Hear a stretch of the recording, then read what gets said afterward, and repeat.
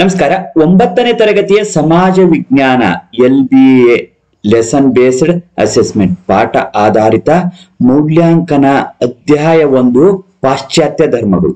ಈ ಒಂದು ಅಧ್ಯಾಯಕ್ಕೆ ಸಂಬಂಧಿಸಿದಂತೆ LBA ಪ್ರಶ್ನೆ ಮತ್ತು ಉತ್ತರಗಳನ್ನ ಈ ವಿಡಿಯೋದಲ್ಲಿ ನೋಡ್ಕೊಂಡು ಬರೋಣ. ಪೂರ್ತಿಯಾಗಿರುವಂತಹ ವಿಡಿಯೋವನ್ನು ವೀಕ್ಷಿಸಿ ಹಾಗೂ ನಿಮಗೆ ಈ ವಿಡಿಯೋ ಇಷ್ಟ ಆದಲ್ಲಿ ಲೈಕ್ ಮಾಡಿ. ಇತಿಹಾಸದಲ್ಲಿ ಬರುವಂತಹ ಮೊದಲನೇ ಅಧ್ಯಾಯ ಪಾಶ್ಚಾತ್ಯ ಧರ್ಮಗಳಾಗಿರುವಂತದ್ದು. ಮೊದಲ ವಿಭಾಗದಲ್ಲಿ ಈ ಕೆಳಗಿನ ಪ್ರತಿಯೊಂದು ಪ್ರಶ್ನೆಗೆ 4 ಆಯ್ಕೆಗಳನ್ನು ನೀಡಲಾಗಿದೆ. ಸರಿಯಾದ ಉತ್ತರವನ್ನು ಬರೆಯಿರಿ ಅಂತ ಕೇಳಿರುವಂತದ್ದು. ಮೊದಲನೇ ಪ್ರಶ್ನೆ, ಇವರ ಅವಧಿಯಲ್ಲಿ ಕ್ರಿಶ್ಚಿಯನ್ ಧರ್ಮವು ರೋಮನ್ ರಾಜ್ಯ ಧರ್ಮವಾಯಿತು ಅಂತ ಹೇಳಿ ಕೇಳಿರುವಂತದ್ದು. ಯಾರ ಒಂದು ಕಾಲಾವಧಿಯಲ್ಲಿ ಆಗಿರುವಂತದ್ದು ಅಂತ ಹೇಳಿದಾಗ ನೇರವಾಗಿ ಉತ್ತರವನ್ನು ನೋಡ್ಕೊಂಡು ಬರೋಣ. ಎ ಆಯ್ಕೆ, ಕಾನ್ಸ್ಟಂಟೈನ್ ದೊರೆಯ ಆಡಳಿತಾವಧಿಯಲ್ಲಿ ಕ್ರಿಶ್ಚಿಯನ್ ಧರ್ಮವು ರಾಜಧರ್ಮವಾಗಿರುವಂತದ್ದಾಗಿದೆ. ಎರಡನೇ ಪ್ರಶ್ನೆ, ಮೊಹಮ್ಮದ್ ಪೈಗಂಬರ್ ಅವರ ಉತ್ತರಾಧಿಕಾರಿಗಳನ್ನು ಹೀಗೆ ಕರೆಯಲಾಗುತ್ತದೆ. ಮೊಹಮ್ಮದ್ ಪೈಗಂಬರ್ ಉತ್ತರಾಧಿಕಾರಿಗಳನ್ನು ಖಲೀಫರು ಎಂದು ಕರೆಯಲಾಗುವಂತದ್ದಾಗಿದೆ. ಮೂರನೇ ಪ್ರಶ್ನೆ, ಇವರು ಯಹೂದಿ ಧರ್ಮದ ಮೂಲ ಪುರುಷರಾಗಿದ್ದರು. ಯಹೂದಿ ಧರ್ಮದ ಮೂಲ ಪುರುಷರು ಅಬ್ರಹಾಂ. ಇನ್ನು ನಾಲ್ಕನೇ ಪ್ರಶ್ನೆ, ಈ ಧರ್ಮವು ವೈದಿಕ ವಿಧಿ ಮತ್ತು ಆಚರಣೆಗಳಿಗೆ ಹೆಚ್ಚು ಹತ್ತಿರವಾಗಿದೆ ಅಂತ ಹೇಳಿದಾಗ ಪಾರ್ಸಿ ಧರ್ಮವು ವೈದಿಕ ವಿಧಿ ಮತ್ತು ಆಚರಣೆಗಳಿಗೆ ಹೆಚ್ಚು ಹತ್ತಿರವಾಗಿರುವಂತಹ ಧರ್ಮ ಆಗಿರುವಂತದ್ದಾಗಿದೆ. ಇನ್ನು ಐದನೇ ಪ್ರಶ್ನೆ, ಎರಡನೇ ಮಹಾಯುದ್ಧದ ನಂತರ ವಿಶ್ವಸಂಸ್ಥೆ ಯಹೂದಿಗಳಿಗೆ ಯಾವ ರಾಷ್ಟ್ರವನ್ನು ನಿರ್ಮಿಸಿಕೊಡಲಾಯಿತು ಅಂತ ಕೇಳಿರುವಂತದ್ದು. ಇಸ್ರೇಲ್ ರಾಷ್ಟ್ರವನ್ನ ನಿರ್ಮಿಸಿಕೊಡಲಾಗಿರುವಂತದ್ದಾಗಿದೆ. ಆರನೇ ಪ್ರಶ್ನೆ, ಪಾರ್ಸಿಗಳ ಧರ್ಮ ಗ್ರಂಥವಾದ ಅವ್ಯಸ್ತಾದಲ್ಲಿ ಬರುವ ಶ್ಲೋಕ ರೂಪದ ಸಾಹಿತ್ಯವನ್ನು ಹೀಗೆನ್ನುವರು ಅಂತ ಕೇಳಿರುವಂತದ್ದು. ಶ್ಲೋಕ ರೂಪದ ಸಾಹಿತ್ಯವನ್ನು ಗಾಥಾ ಎನ್ನುವರು. ಇನ್ನು ಎರಡನೇ ವಿಭಾಗದಲ್ಲಿ ಕೆಳಗಿನ ಪ್ರಶ್ನೆಗಳಿಗೆ ಒಂದು ವಾಕ್ಯದಲ್ಲಿ ಉತ್ತರ ಬರೆಯಿರಿ ಅಂತ ಕೇಳಿರುವಂತದ್ದು. ಏಳನೇ ಪ್ರಶ್ನೆ, ಪಾಶ್ಚಾತ್ಯ ಜಗತ್ತಿನ ಪ್ರಾಚೀನ ಧರ್ಮ ಯಾವುದು ಅಂತ ಕೇಳಿರುವಂತದ್ದು. ಯಹೂದಿ ಧರ್ಮವು ಪಾಶ್ಚಾತ್ಯ ಜಗತ್ತಿನ ಪ್ರಾಚೀನ ಧರ್ಮವಾಗಿದೆ. ಎಂಟನೇ ಪ್ರಶ್ನೆ, ಯೇಸುವನ್ನು ಯಾವ ಸ್ಥಳದಲ್ಲಿ ಶಿಲುಬೆಗೇರಿಸಲಾಯಿತು. ಯೇಸುವನ್ನು ಗೋಲ್ಗೊಥಾ ಅನ್ನೋ ಸ್ಥಳದಲ್ಲಿ ಶಿಲುಬೆಗೇರಿಸಲಾಯಿತು. ಒಂಬತ್ತನೇ ಪ್ರಶ್ನೆ, ಪ್ರಮುಖ ಪಾರ್ಸಿ ಧರ್ಮದ ಆಚರಣೆಗಳು ಯಾವುವು. ಉಪವಾಸ, ಬ್ರಹ್ಮಚರ್ಯ ಮತ್ತು ಪರಿಶುದ್ಧತೆ ಇವುಗಳು ಆಚರಣೆಗಳಾಗಿರುವಂತದ್ದು. ಹತ್ತನೇ ಪ್ರಶ್ನೆ, ಎರಡನೇ ಮಹಾಯುದ್ಧದ ಸಮಯದಲ್ಲಿ 60 ಲಕ್ಷ ಯಹೂದಿಗಳನ್ನು ಕೊಂದ ಜರ್ಮನ್ ಸರ್ವಾಧಿಕಾರಿ ಯಾರು ಅಂತ ಕೇಳಿರೋದು. Adolf Hitler. ಇನ್ನು 11ನೇ ಪ್ರಶ್ನೆ, ಯೇಸು ಕ್ರಿಸ್ತರ 12 ಜನ ಶಿಷ್ಯರನ್ನು ಏನೆಂದು ಕರೆಯುತ್ತಾರೆ. ಅಪೋಸಲ್ಸ್ ಅಂತ ಹೇಳಿ ಕರೆಯುವಂತದ್ದು ಆಗಿದೆ.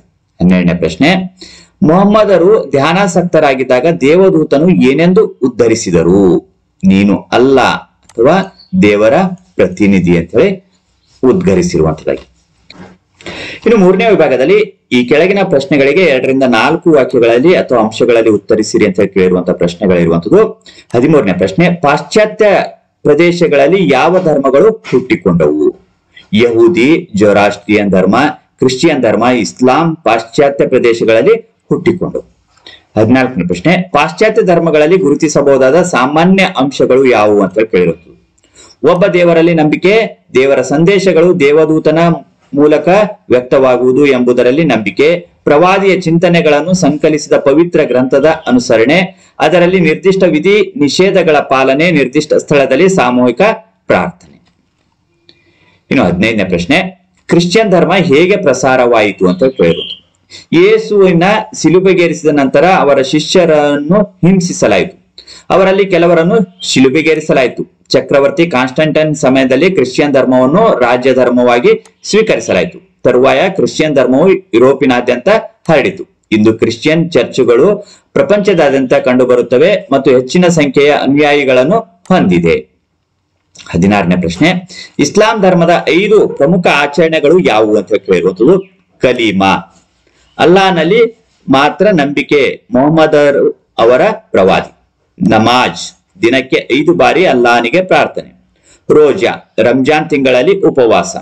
ಇನ್ನು ಜಕಾತ್, ಆದಾಯದ ನಿರ್ದಿಷ್ಟ ಮೊತ್ತವನ್ನು ಬಡವರಿಗೆ ದಾನ ಮಾಡಬೇಕು. ಹಜ್, ಜೀವಿತಾವಧಿಯಲ್ಲಿ ಒಮ್ಮೆ ಮೆಕ್ಕಾಗೆ ತೀರ್ಥಯಾತ್ರೆ.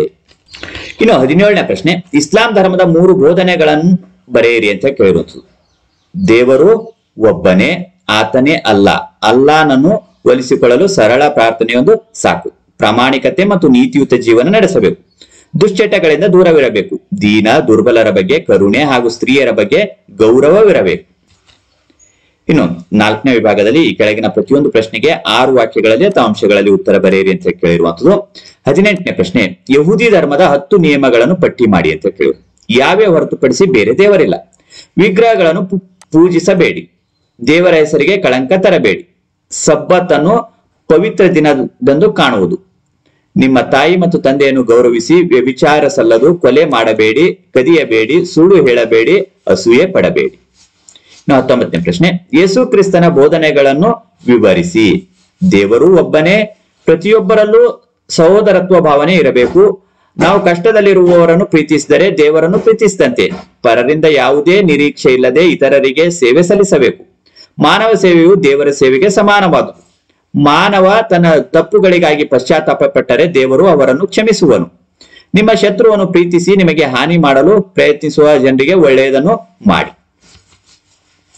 20ನೇ ಪ್ರಶ್ನೆ, ಪ್ರವಾದಿ ಮೊಹಮ್ಮದ್ ರವರ ಜೀವನದ ಬಗ್ಗೆ ಟಿಪ್ಪಣಿ ಬರೆಯಿರಿ ಅಂತ ಕೇಳಿರೋದು. ಅವರು 570ರಲ್ಲಿ ಮೆಕ್ಕಾದಲ್ಲಿ ಜನಿಸಿದರು. ಅಬ್ದುಲ್ಲಾ ಮತ್ತು ಅಮೀನಾ ಅವರ ಪೋಷಕರು. ಅವರು ತಮ್ಮ ಚಿಕ್ಕಪ್ಪನ ಆರೈಕೆಯಲ್ಲಿ ಬೆಳೆದರು. ಖದೀಜಾ ಎಂಬ ವಿಧವೆಯನ್ನು ವಿವಾಹವಾದರು. ಹೀರಾ ಪರ್ವತದ ಗುಹೆಯಲ್ಲಿ ಧ್ಯಾನ ಮಾಡುತ್ತಿದ್ದರು. ದೇವದೂತನು ಮೊಹಮ್ಮದ್ ಅಲ್ಲಾಹರ ಅಥವಾ ದೇವರ ಪ್ರವಾದಿ ಎಂದು ಹೇಳಿದರು. ಈ ಉಪದೇಶಗಳನ್ನು ಅವರ ಅನುಯಾಯಿಗಳು ಸಂಕಲಿಸಿದ್ದಾರೆ. ಇದು ಇಸ್ಲಾಂನ ಪವಿತ್ರ ಗ್ರಂಥ ಕುರಾನ್. ಮೆಕ್ಕಾದ ಸಾಂಪ್ರದಾಯಿಕ ಸಮುದಾಯವು ಪ್ರವಾದಿಯನ್ನು ವಿರೋಧಿಸಲು ಪ್ರಾರಂಭಿಸಿತು. 622ರಲ್ಲಿ ಅವರು ಮೆಕ್ಕಾದಿಂದ ಮದೀನಾಕ್ಕೆ ಪ್ರಯಾಣಿಸಿದರು. ಈ ಪ್ರಯಾಣವು ಇತಿಹಾಸದಲ್ಲಿ ಹಿಜಿರಾ ಎಂದು ಜನಪ್ರಿಯವಾಯಿತು. ಇನ್ನು 21ನೇ ಪ್ರಶ್ನೆ, ಯಹೂದಿಗಳ ಇತಿಹಾಸವನ್ನು ವಿವರಿಸಿ. ಯಹೂದಿಗಳ ಆದಿದೊರೆ ಡೇವಿಡ್. ಅವನು ಗೋಲಾಯತ್ನನ್ನು ಸೋಲಿಸಿ ಯಹೂದಿಗಳ ಅರಸನಾದನು. ಸೊಲೊಮನ್ ದೀರ್ಘಕಾಲ ಆಳ್ವಿಕೆ ನಡೆಸಿದನು. ಅವನು ತನ್ನ ರಾಜ್ಯದಲ್ಲಿ ಯಹೂದಿಗಳ ಮೊದಲ ದೇವಾಲಯವನ್ನು ನಿರ್ಮಿಸಿದನು. ರಾಜ ಸಾಲೋಮನ್ ಮರಣದ ನಂತರ ಇಸ್ರೇಲ್ ಮತ್ತು ಜೂಡಾ ರಾಜ್ಯಗಳು ಉಗಮವಾದವು. ಎರಡನೇ ಮಹಾಯುದ್ಧದ ಸಮಯದಲ್ಲಿ ಜರ್ಮನ್ ಸರ್ವಾಧಿಕಾರಿ ಅಡಾಲ್ಫ್ ಹಿಟ್ಲರ್ 60 ಲಕ್ಷ ಯಹೂದಿಗಳನ್ನು ಕೊಂದನು. ಎರಡನೇ ಮಹಾಯುದ್ಧದ ಅಂತ್ಯದ ನಂತರ ವಿಶ್ವಸಂಸ್ಥೆಯ ಸಹಾಯದಿಂದ ಯಹೂದಿಗಳಿಗಾಗಿ ಪ್ರತ್ಯೇಕ ರಾಷ್ಟ್ರ ಇಸ್ರೇಲ್ ರಚನೆ ಆಯಿತು. ಹೀಗೆ ಪ್ರಪಂಚದಾದ್ಯಂತ ಹರಡಿಕೊಂಡಿದ್ದ ಯಹೂದಿಗಳು 3000 ವರ್ಷಗಳ ನಂತರ ತಮ್ಮ ಮಾತೃಭೂಮಿಯನ್ನು ಪಡೆದರು. ಯಹೂದಿಗಳ ಪವಿತ್ರ ಪುಸ್ತಕ ಹಿಬ್ರೂ ಬೈಬಲ್. ಇದನ್ನು ಓಲ್ಡ್ ಟೆಸ್ಟ್ಮೆಂಟ್ ಎಂದು ಕರೆಯುತ್ತಾರೆ. ಇನ್ನು 22ನೇ ಪ್ರಶ್ನೆ, ಯೇಸು ಕ್ರಿಸ್ತನ ಜೀವನವನ್ನು ಕುರಿತು ವಿವರಿಸಿ ಅಂತ ಕೇಳಿದರು. ಯೇಸು ಬೆತ್ಲೆಹೇಮ್ನಲ್ಲಿ ಜನಿಸಿದರು. ಜೋಸೆಫ್ ಮತ್ತು ಮೇರಿ ಯೇಸುವಿನ ತಂದೆ ತಾಯಿಯಾಗಿದ್ದಾರೆ. ಜೀಸಸ್ ಅರಾಮಿಕ್ ಮತ್ತು ಸೆಮಿಟಿಕ್ ಭಾಷೆಗಳನ್ನು ಬಲ್ಲವರಾಗಿದ್ದರು. ಯೇಸುವನ್ನು ಮಸೀಹ ಅಥವಾ ಮಹಾರಕ್ಷಕ ಆಗಮನವನ್ನು ನಿರೀಕ್ಷಿಸುತ್ತಿದ್ದರು. ಜಾನ್ ಎಂಬುವರು ದೀಕ್ಷೆ ನೀಡಿದರು. ಜಾನ್ ಜೀಸಸ್ ಅರನ್ನು ಮಸೀಹ ಅಥವಾ ಮಹಾರಕ್ಷಕ ಎಂದು ಉದ್ಗರಿಸಿದರು. ಯೇಸು ಕ್ರಿಸ್ತ ಇಸ್ರೇಲ್ ದೇಶದಲ್ಲೆಲ್ಲ ಸಂಚರಿಸುತ್ತಾ ಮತ ಪ್ರಚಾರ ಹಾಗೂ ಬೋಧನೆಯಲ್ಲಿ ತೊಡಗಿದರು. ಕಾಲಾಂತರದಲ್ಲಿ ಯಹೂದಿಗಳು ಯೇಸು ಕ್ರಿಸ್ತರನ್ನು ತಮ್ಮ ಧಾರ್ಮಿಕ ಮುಖಂಡನನ್ನಾಗಿ ಸ್ವೀಕರಿಸಿದರು. ಯೇಸು ಕ್ರಿಸ್ತರು ಮೊದಲು 12 ಜನ ಶಿಷ್ಯರನ್ನು ಹೊಂದಿದರು. ಅವರನ್ನು ಅಪೋಸಲ್ಸ್ ಎಂದು ಕರೆಯಲಾಗಿದೆ. ಈ ರೀತಿಯಾಗಿ ಮೊದಲನೇ ಅಧ್ಯಾಯಕ್ಕೆ ಸಂಬಂಧಿಸಿದಂತೆ ನಾವು ಪ್ರಶ್ನೆಗಳನ್ನ ಮತ್ತು ಉತ್ತರಗಳನ್ನ ಇಲ್ಲಿ ನೋಡ್ಕೊಂಡು ಬಂದಿರುವಂತದ್ದಾಗಿದೆ. ಈ ವಿಡಿಯೋ ನಿಮ್ಗೆ ಇಷ್ಟ ಆದಲ್ಲಿ ಲೈಕ್ ಮಾಡಿ. ಈ ತರ ಒಂದು ಅಧ್ಯಾಯಗಳಿಗೆ ಸಂಬಂಧಿಸಿರುವಂತಹ ವಿಡಿಯೋಗಳು ವೀಕ್ಷಿಸುವುದಕ್ಕಾಗಿ ಡಿಸ್ಕ್ರಿಪ್ಷನ್ ಬಾಕ್ಸ್ ನಲ್ಲಿ ಲಿಂಕ್ ಕೊಟ್ಟಿರ್ತೇವೆ, ಕ್ಲಿಕ್ ಮಾಡಿ ವೀಕ್ಷಣೆ ಮಾಡಿಕೊಳ್ಬಹುದು.